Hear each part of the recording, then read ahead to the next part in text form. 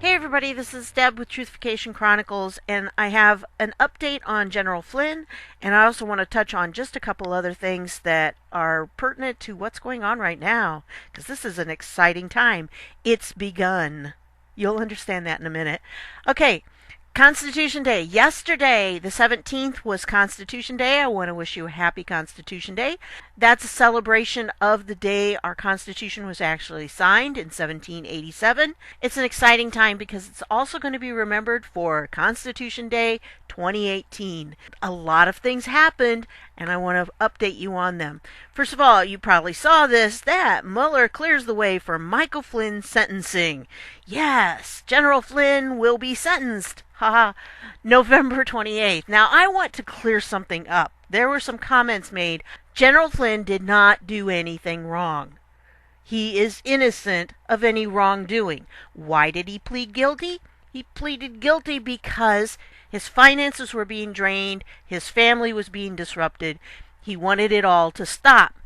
But in reality, what was going on, it was a plan to take him off the center stage so he could be doing a lot of stuff behind the scenes. And believe me, he really was. And we'll see all that play out. It's just, I know there have been people who have said, well, this is just typical. It's a boilerplate plea agreement. No, this wasn't in his case. It's not a boilerplate. There were specific reasons why he had those clauses put in there. Because he had work to do. He has been testifying. That's what he's been doing. He's been helping to build cases against these traitors to our country. If you look at this, you see the left-wing media, they're almost giddy about this. When you read all their articles about it, it's like, oh, he's going to be sentenced. Finally, he's going to be sentenced. Yay, look at this. Signaling the end of his use to the Russia probe. Because what they think he's done is been turning evidence on Trump. So they think they're finally going to get Trump. This is not what he's doing. He's not at all doing that. But notice it's after midterms. It's set for November 28th. That's a long way off because this also came out yesterday, which is the declassification.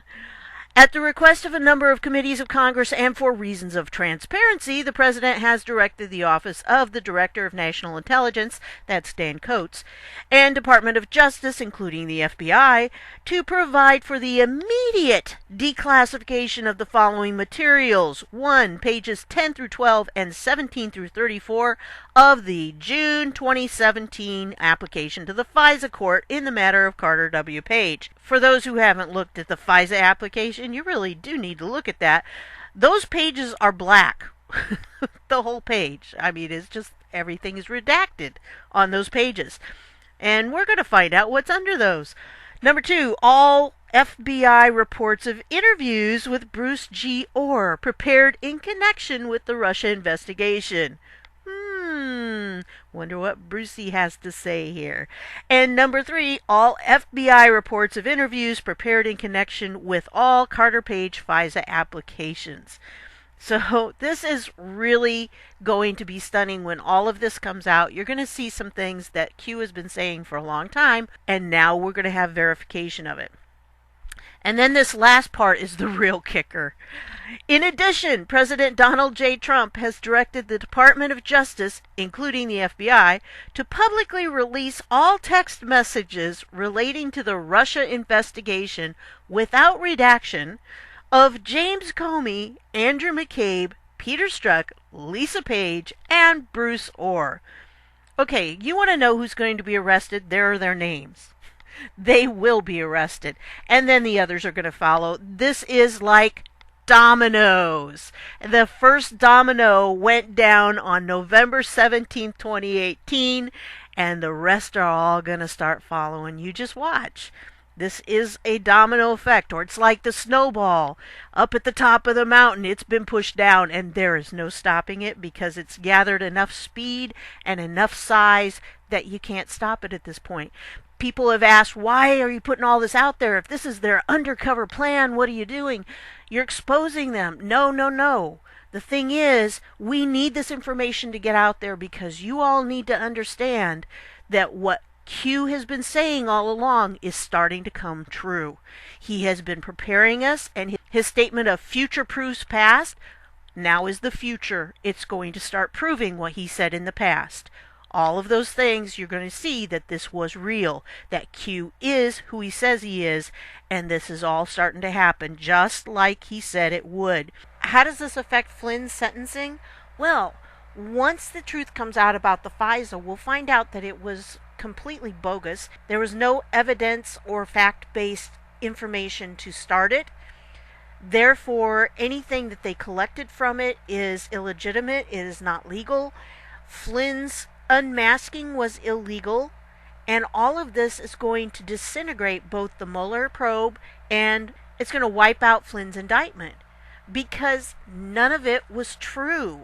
The whole Russian collusion thing was just a story put out there by Obama and his administration. And make no mistake, all of this is going to lead to Obama. Once all this starts coming out, we're going to see it's imploding their entire plan because they never thought she would lose. So they made no contingency plans about covering things up. They did a poor job on the FISA. There was no hearing with it. They planted stories in the newspapers that they then used for reference as evidence that this was true. So it was like, we told the newspaper, hey, this is what's going on. There's Russian collusion. And then the newspaper prints some unnamed source and the FBI says there's Russian collusion.